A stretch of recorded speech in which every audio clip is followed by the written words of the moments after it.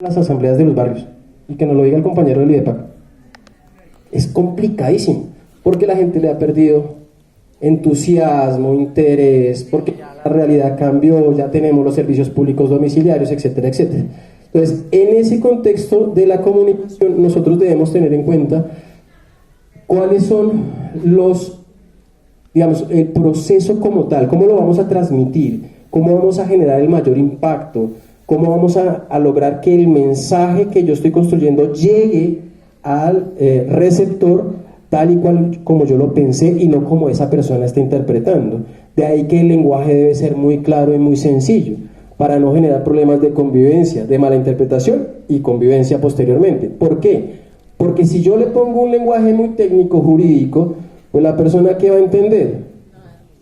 Pues seguramente va a entender que está en español, pero no va a comprender el mensaje que yo quiero transmitir.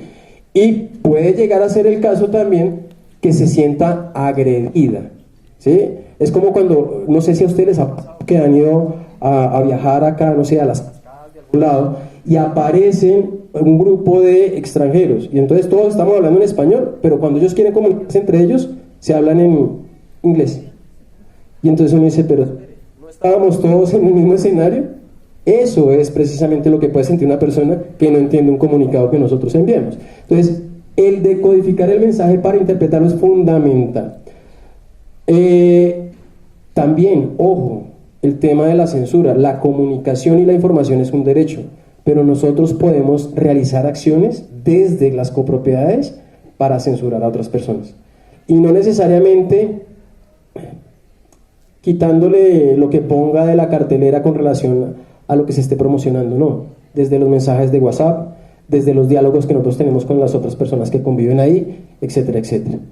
Mire, hoy que volvemos a la presencialidad es importante que tengamos en cuenta que el lenguaje tiene dos aristas claves.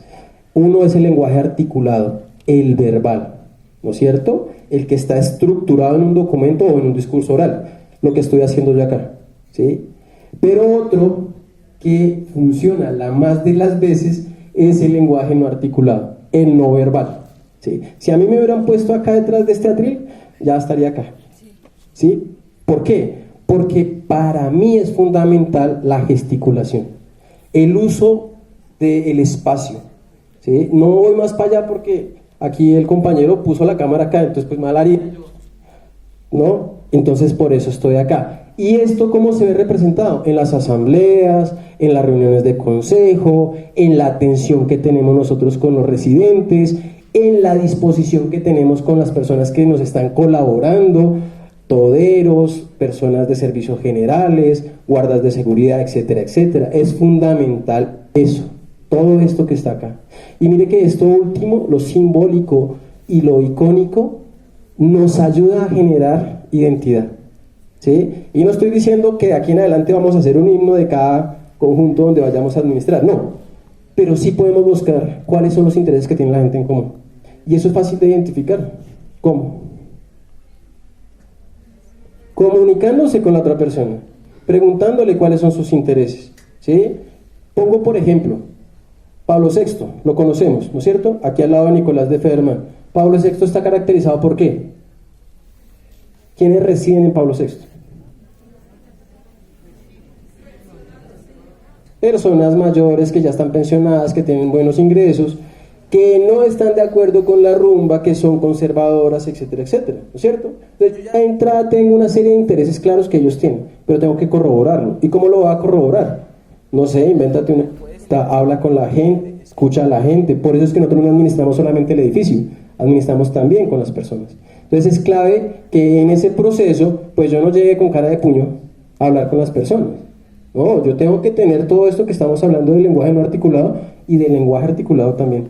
Es fundamental porque si no, estamos generando estrategias no adecuadas, ¿vale? ¿Y por qué es importante? Mire, eso lo dice la comunicación. Yo no soy comunicador, pero trabajé mucho tiempo con comunicadores. El 93% es no verbal, ¿sí?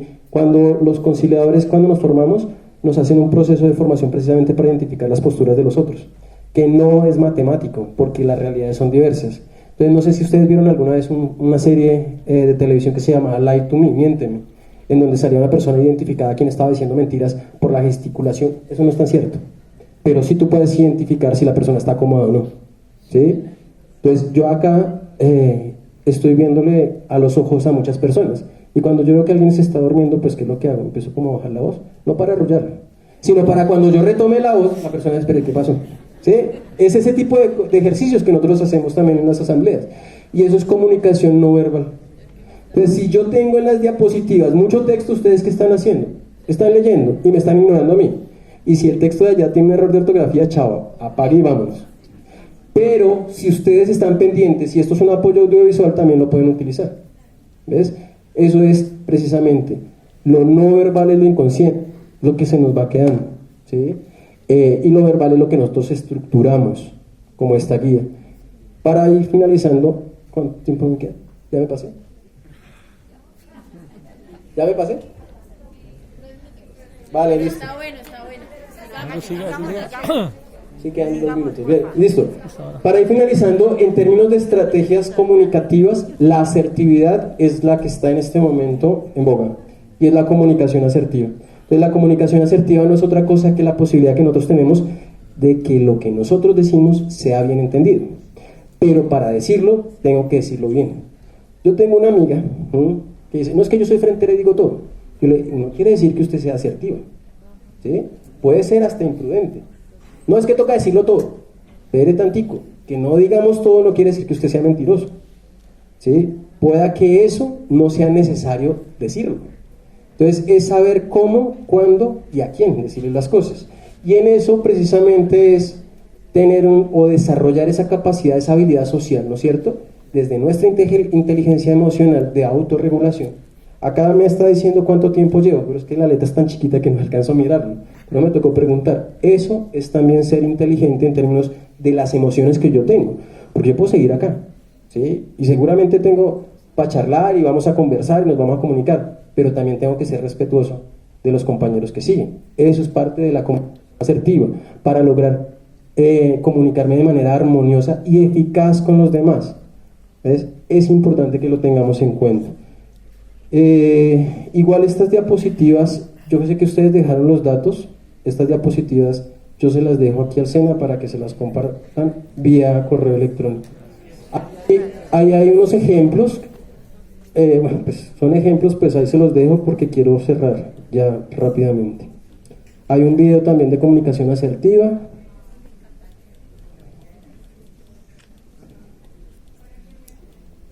Bueno, cuando nosotros estamos en conflicto, buscamos resolverlos. Y cuando no puedo resolverlo de manera directa a través de la negociación y el arreglo directo, esto es autocompositivo, pues busquemos a alguien que nos ayude. Aquí existe en Colombia la mediación.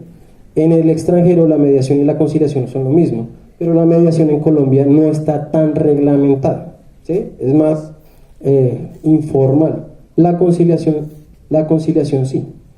¿Sí? Entonces, si tienen alguna duda, ahí sí, como dicen, no duden, vayan, busque atención en las casas de justicia, busque atención en los consultorios jurídicos, pero no intente arreglar algo que no podemos o que no sabemos arreglar. El mejor ejemplo es, si se nos daña el televisor, hoy en día, ¿no? El televisor de hace otros años, de pronto sí lo hacíamos, pero si se nos daña, no prendió el televisor, ¿hoy qué hacemos? Antes de comprar otro, bueno, no sé.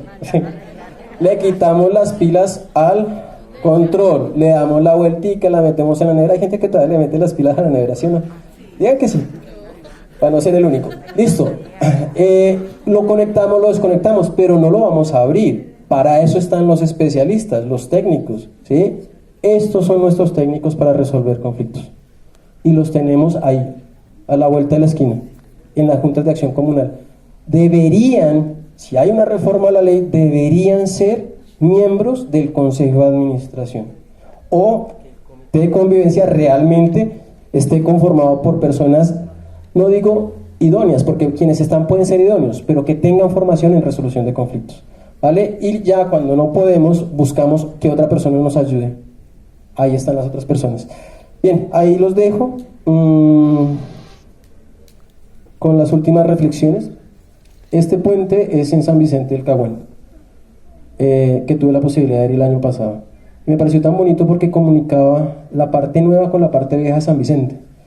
Y siempre lo utilizo para eso, para que tengamos presente que son esas vías las que nos van a permitir a nosotros construir canales de comunicación, de convivencia, de resolución de conflictos entre todos y todas, a pesar de las diferencias. Y por eso hice énfasis en San Vicente del Raguán, porque no todos los sanvicentunos, les dicen, estaban de acuerdo con la presencia del grupo armado que estaba allá.